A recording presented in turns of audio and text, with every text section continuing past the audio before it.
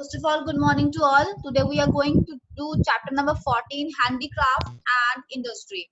So what do you mean by handicraft? Handicraft means hand e craft means हाथ से बनाने वाली चीजें, ठीक है। लाइक पहले क्या करते थे लोग, बास्केट्स बनाते थे, शॉल्स बनाते थे, फुलकारियां बनाते थे, ठीक है। फिर उनको स्मॉल स्केल इंडस्ट्रीज भी बोला जाता है। बना के उनको सेल करना, बेचना, उनको उनको कहते हैं handicrafts. And about its industry we are going to read in this chapter. Decline of small scale industries in 19th century. So गिरावट आना small scale industries की 19वीं सदी में. Before the establishment of British rule in India, Bharat के अंदर British rule स्थापित होने से पहले, the Indian villagers like blacksmith, weavers, farmers, ironsmith, cobblers, potters, etc. used to make the things together to fulfill the needs of the village. So पहले क्या करते थे लोग आपस में अपनी जरूरतों को पूरी करने के लिए, अपने गांव की जरूरतों को, अपनी जरूरतों को पूरी करने के लिए, जैसे कि ब्लैकस्मिथ हो गया है ना, सारे लोग जो मलाह थे, किसान थे, लोहे का काम करने वाले थे, कुम्हार थे, फिर लुहार थे, कुम्हार थे, जूता बनाने वाले कोबलर्स थे, पोर्टर्स थे, ये सारे क्या करते थे, अपनी चीजों को एक दूसरे के साथ शेयर किया करते थे, बनाते थे, और ताकि लोगों की जरूरतें जो है वो पूरी हो सके. Their handicrafts and small scale industries were their means of livelihood. तो ये जो handicrafts है, जो चीजें हाथों से बना रहे थे, और उनकी small scale industries ही उनका जीने का एक सहारा थे, पैसा कमाने का एक सहारा थे, साधन थे. But with the establishment of British rule, Indian villagers also started using things which were made in the factories because these were good in quality and more cheap. So कहते कि but British rule स्थापित जब हुआ, उसके साथ ही लोग जो थे, भारतीय लोग थे, गांव के रहने वाले लोग, वो उन चीजों को इस्तेमाल करने लगे जो इन ब्रिटिश फैक्ट्रीज के अंदर बनती थी. बिकॉज क्योंकि वो अच्छी क्वालिटी की थी और वो सस्ती हुआ करती थी. सो दैट्स व्हाई, इसीलिए the small scale industries of towns and villages started declining. तो इस तरीके से जो छोटे छोटे कस्बों की, गांव की जो small scale industries थी, वो उनके अंदर गिरावट आने लग गई, और जो वर्कर्स थे बहुत सारे, वो अनएम्प्लॉयड जो थे वो होने लग गए. कॉजेज ऑफ डिक्लाइन, क्या क्या कारण थे स्मॉल स्केल इंडस्ट्रीज के गिरावट के, क्या क्या कारण थे. Abolition of native princely states. Britishers कहते हैं जो उन्होंने क्या करा था, Britishers abolished many Indian princely states. That's why small scale industries suffered a lot because the kings and their family members used to use the things made by small scale industries. क्या लिखा है कि उन्होंने जो Indian princely states थी उनको abolish कर दिया. इसी कारण जो बहुत सारे लोग स्मॉल स्केल इंडस्ट्रीज को सफर करना पड़ा, नुकसान को झेलना पड़ा बहुत ज्यादा, क्योंकि राजे महाराजे, उनके परिवार, इवन आम लोग भी जो क्या कर रहे थे, यूज करने लग गए थे चीजें जो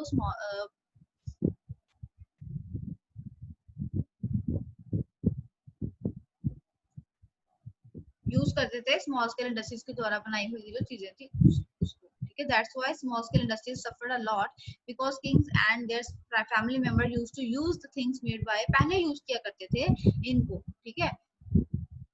बट अब उन्हें कहते हैं कि प्रिंसेस स्टेट्स उन्होंने वैसे अबॉलिश कर दी थी, है ना. सो इस कारण स्मॉल स्केल इंडस्ट्रीज में डिक्लाइन आने लग गया. सो देखो, high rates of small scale communities, तो उनकी कीमतें बहुत ज्यादा थी, कहते छोटे छोटे इंडस्ट्रीज में चीजें बनाई जाती थी, जो उनकी कीमतें ज्यादा थी. So rates of the small scale communities were high because more labour was needed to prepare them, क्योंकि उनको ज्यादा लेबर लगती थी बनाने के लिए, टाइम लगता था ज्यादा.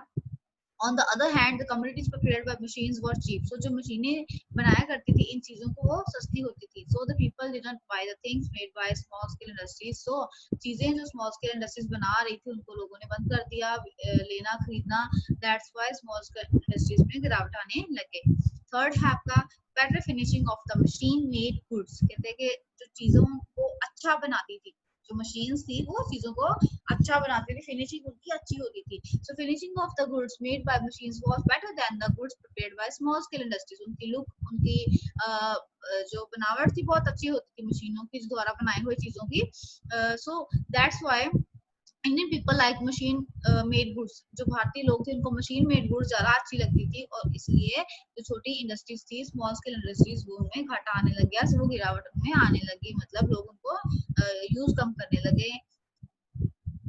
नेक्स्ट आपका new generation didn't like the goods prepared by small scale industries. अब प्रिपेयर करते हैं स्मॉल स्केल इंडस्ट्रीज में बनाई जाती थी चीजें, जो नई जनरेशन थी उनको वो चीजें अच्छी नहीं लगती थी, दे वांट समथिंग न्यू, वो कुछ नया चाहते थे।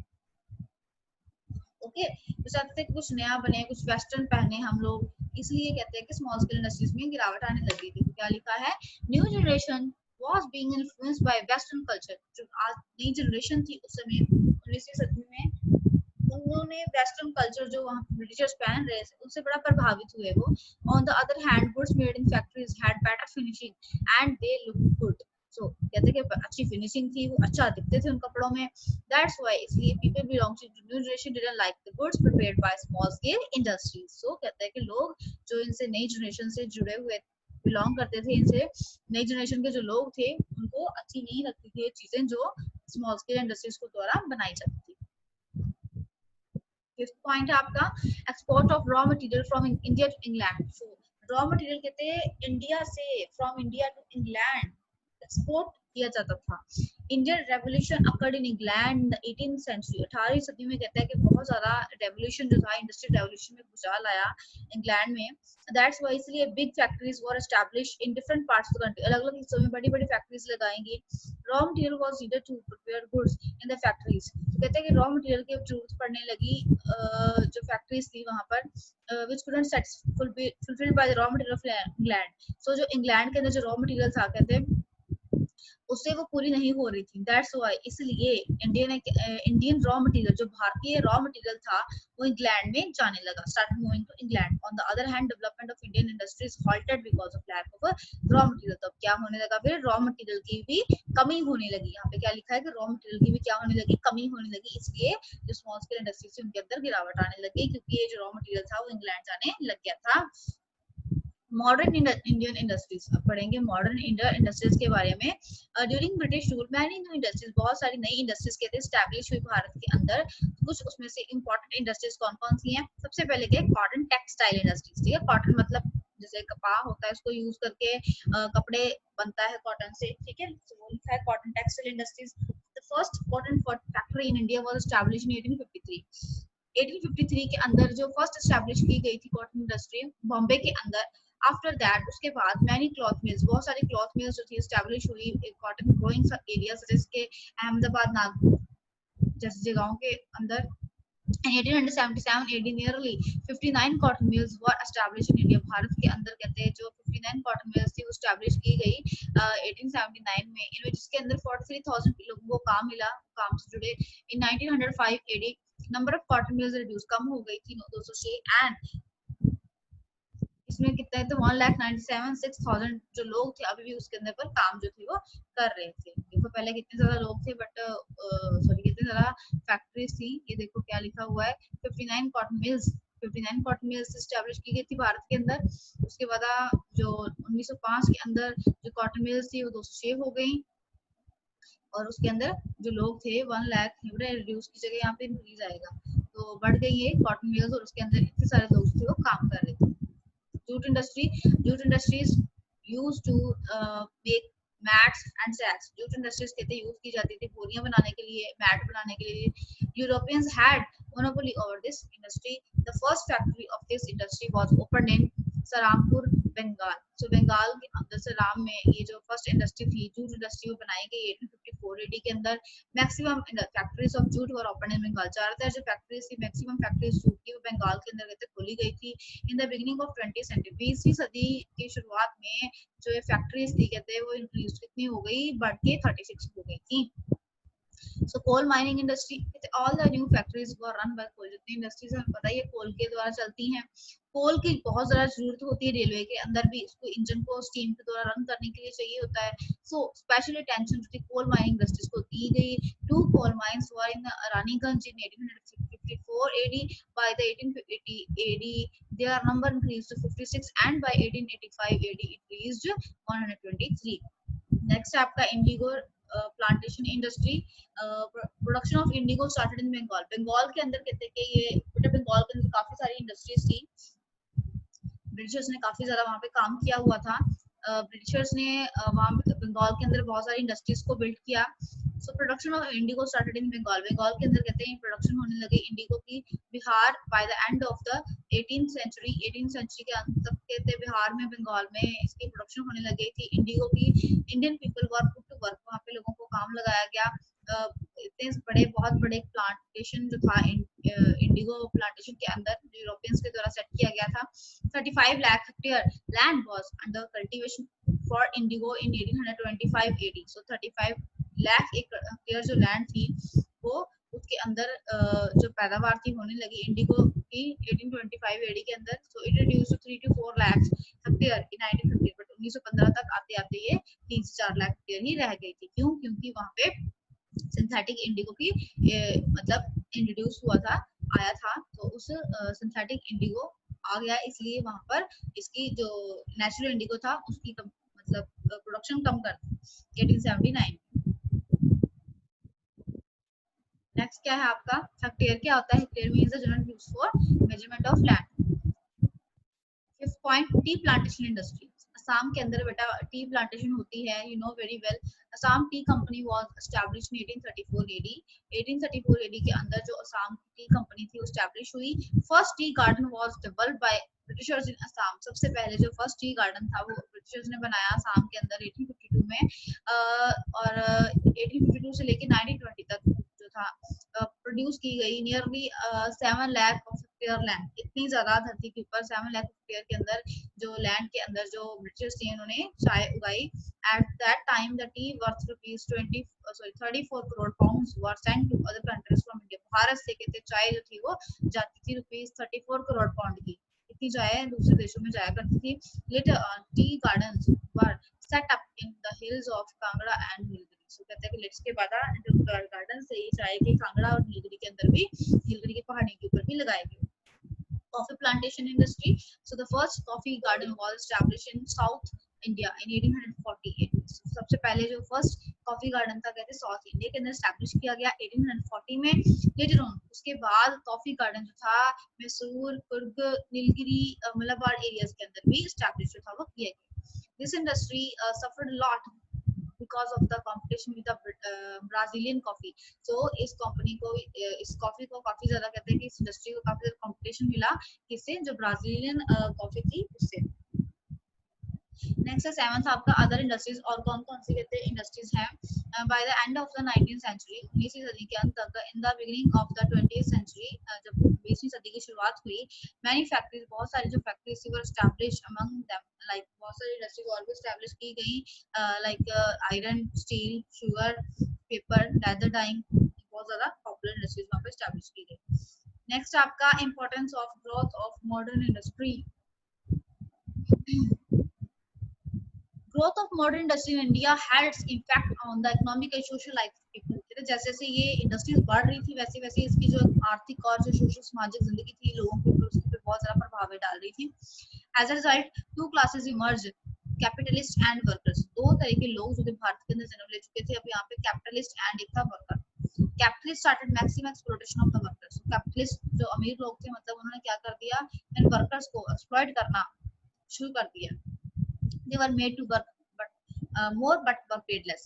उन लोगों को जो वर्कर्स थे उनको ज्यादा से ज्यादा काम करवाया जाता बट पैसे उनको कम मिलते। That's why to improve the condition of workers, government passed factory acts. So in workers की हालातों को सुधारने के लिए सरकार ने कई तरह की फैक्ट्री एक्ट जो थे वो शुरू किए। With the growth of industries, they many new cities emerged. कहते हैं बहुत सारी नई इंडस्ट्रीज के साथ, इंडस्ट्रीज के साथ बनने के साथ साथ बहुत सारी जो नई शहर थे वो भी बनाए गए। These cities became the centers of modern life and culture. ये जो शहर थे वो हब बन गए थे, सेंटर बन गए थे मॉडर्न लाइफ के, कल्चर के। केस स्टडी टेक्सटाइल्स के बारे में पढ़ेंगे हम लोग। The lovely dresses that you wear, आप जो कहते कपड़े सुंदर सुंदर पहनते हो, शर्ट्स पहनते हो, दुपट्टा, साड़ी, शर्ट्स पहनते हो सारी, सो कहते are all made of textiles. सारे कपड़े की मिलों में जैसे बनते हैं। We never try to find out how and where it come from, कभी कोशिश नहीं की जाने के लिए कैसे ये बनते हैं और कहाँ से ये आते हैं। Let us look back into history, हम लोग अपनी हिस्ट्री में जाके देखते हैं।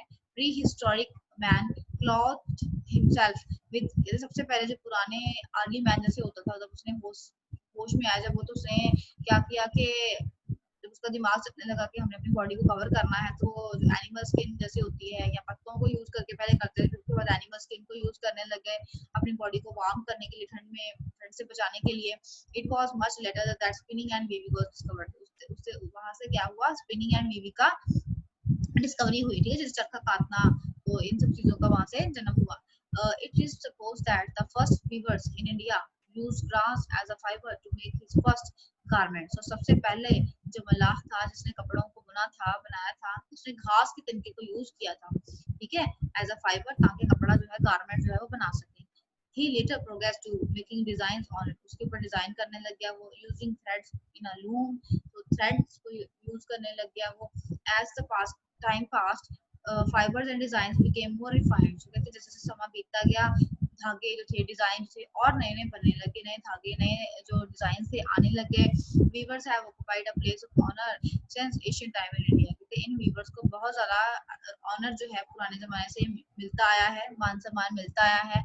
इन मोहनजोदारो एंड हड़प्पा civilization जो थी बेटा, the archaeologists have found through excavations the remains of bobbins and dyed cotton fabric. तो इस तरीके से जो फैब्रिक्स थे कहते हैं उन्होंने वहां से मिले हैं उनको। जो आर्कोलॉजिस्ट होते हैं जो सर्च करते हैं पुरानी जो हिस्ट्री होती है उसके बारे में, लोगों के बारे में, उनके रहन सहन के बारे में जो स्टडी करते हैं, सर्च करते हैं, उसको हम आर्कोलॉजिस्ट कहते हैं। So spindles woven mat have been found Kashmir through excavation. So इस तरीके से जब वो देख रहे थे हिस्ट्री को, सिंबल्स को ढूंढ रहे थे, तो उन्होंने वहां देखा कि जो वोवन मैट्स थे, स्पिंडल्स थे, उनको वहां पे मिले। All those findings suggest that इनसे पता लगता है कि weaving was known to the people over 4000 years ago। 4000 साल पहले भी लोगों को weaving के बारे में पता था। Indian textiles are famous all over the world। Indian textile जो है भारत के है ना, कपड़ा जो है वो बहुत ज्यादा फेमस है पूरे संसार भर में। Europeans came to India for trading in textile and spices, and Europeans हमारे देश में अंदर आए थे, वो व्यापार करने के लिए आए थे। किस चीज का व्यापार करने के लिए आए थे? टेक्सटाइल और स्पाइसेस, मसालों का व्यापार करने के लिए यहाँ पे आए थे। विद द इंडस्ट्रियल रेवोल्यूशन, जैसे ही बूम आया इंडस्ट्रियल रेवोल्यूशन में, many big textiles mills were set up, कई बहुत बड़ी और भी टेक्सटाइल्स बनाई गई। These mills produce much more than simple handlooms, ठीक है। सो इसके अंदर these mills produced much more than simple handloom, जो हाथ से बनाई जाने वाली चीजें थी उससे कई ज्यादा और अच्छी प्रोडक्शन भी करती थी। With the starting of industrial revolution in England, the textile industry started declining। तो इस तरीके से जब इंग्लैंड के अंदर ये इंडस्ट्रियल रेवोल्यूशन आ रहा था, भारतीय जो टेक्सटाइल इंडस्ट्री थी उसके अंदर वो गिरावट आने लगे। In the 20th century under leadership of Mahatma Gandhi, कहते 20वीं सदी में महात्मा गांधी के देखरेख में कॉटन सिल्क क्लॉथ जो थे बनाए जाने लगे। With the Indian textile industry survive, इस तरीके से जो इंडियन टेक्सटाइल इंडस्ट्रीज थी वो उनका जन्म हुआ। Due to the new economic policy of the government, जो नई आर्थिक पॉलिसी कहते हैं आई थी सरकार की, there had been a tremendous growth in the textile industry। बहुत ज्यादा कहते हैं बूम आया जो टेक्सटाइल इंडस्ट्री के अंदर। The government has announced several liberalized measures and benefits for textile export and import। इस तरीके से सरकार ने कई तरीके के जो कई तरीके की घोषणा की है कि कैसे जो फायदे जो थे टेक्सटाइल इंडस्ट्रीज के अंदर इंपोर्ट एक्सपोर्ट में बहुत ज्यादा फायदा भी उनको हुआ। So this is your chapter number 14।